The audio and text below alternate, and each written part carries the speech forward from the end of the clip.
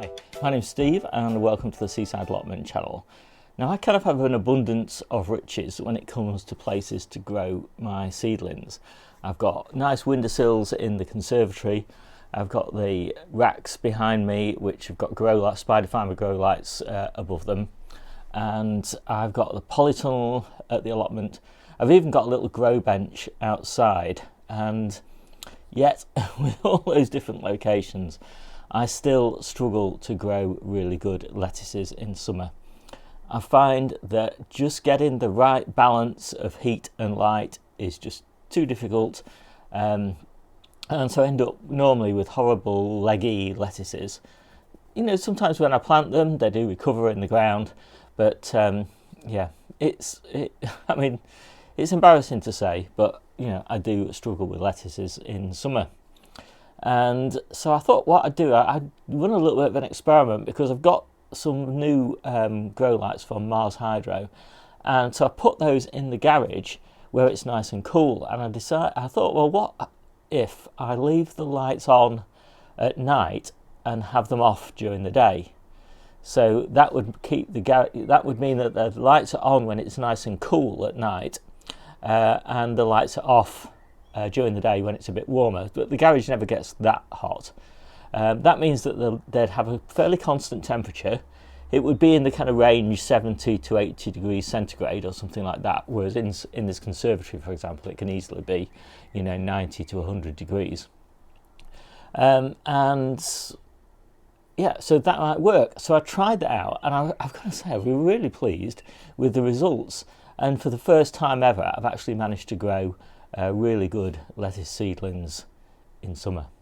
So I'll show you. And I actually did a control with some lettuce seedlings that I did on the windowsill in the conservatory here, and I've also tried them under the grow lights behind me as well. But again, it's just too hot. 90 to 100 degrees in the conservatory, even with grow lights, it's just too much heat to go with that amount of light. What you need is less heat, more light for lettuces.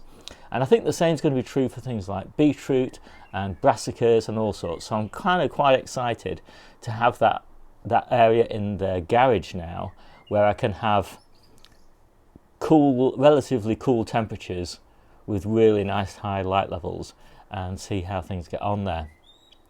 And you know, these grow lights are fantastic earlier in the year when the conservatory is a lot cooler, and of course then the light levels are matched, you know, so it's a sort of match made in heaven. But yeah, let me show you what I've got. So this is the control tray, and all these trays were sown on the same day and had exactly the same germination conditions, and they were in the same place on a sunny windowsill until the seedlings were probably about this sort of size, something like that, so about 1 centimetre tall. And then 3 trays went under the grow lights, and this one stayed on the sunny windowsill. And it has been abnormally sunny, and so even this is a bad tray, even from my experience of growing lettuces in summer. They would be okay, probably planted out, they would recover, but they are a bit of a sorry mess.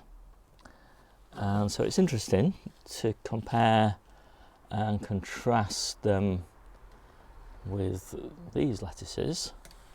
As I say, the same mix of varieties, and these are looking pretty lovely, aren't they? So I've just put these outside now, they're just hardening off. They're going to get planted out next week. But I've got to say, these are really great. In fact, I probably have never grown lettuces as good as these in any conditions.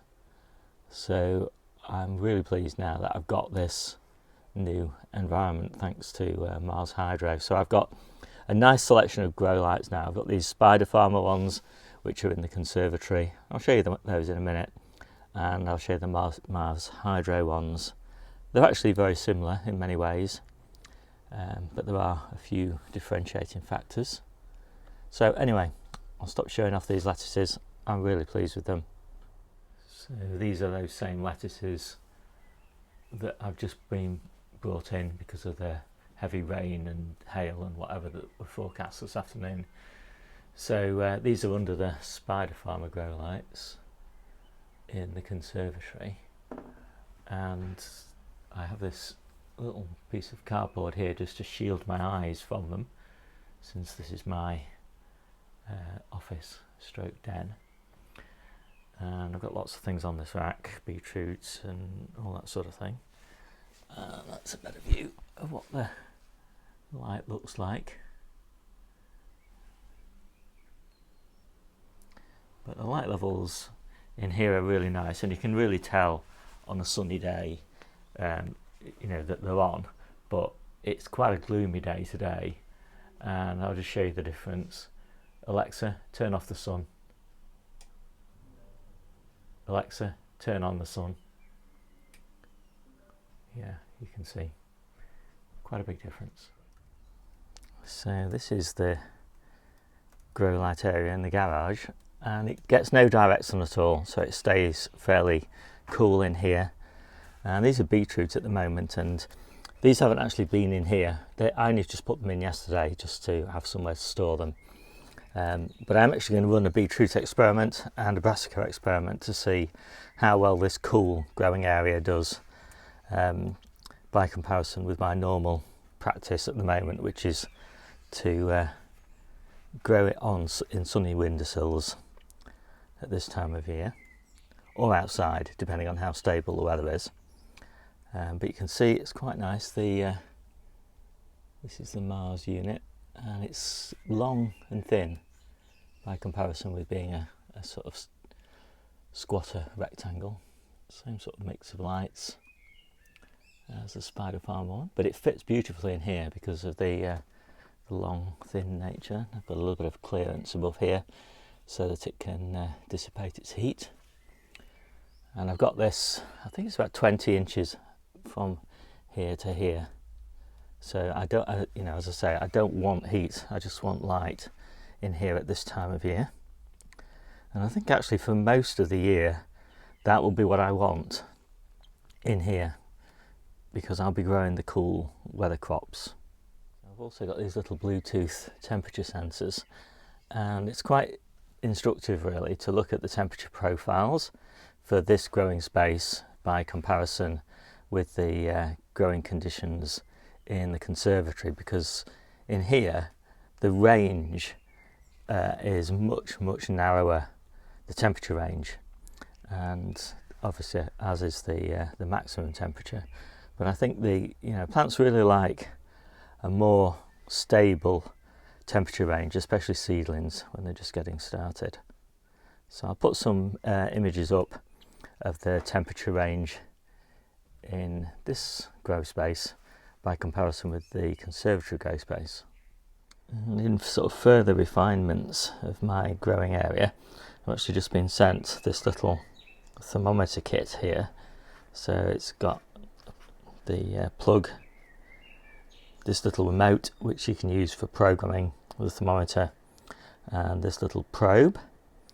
And so I'm going to use this to control the fans, because I don't want the fans on in the conservatory grow room unless the temperatures reach probably say 70 degrees or something like that. And so I can use this little get up here to control that temperature, and then I can switch the fans off when it gets cooler, switch them on when it gets warmer, and that'll be pretty much ideal.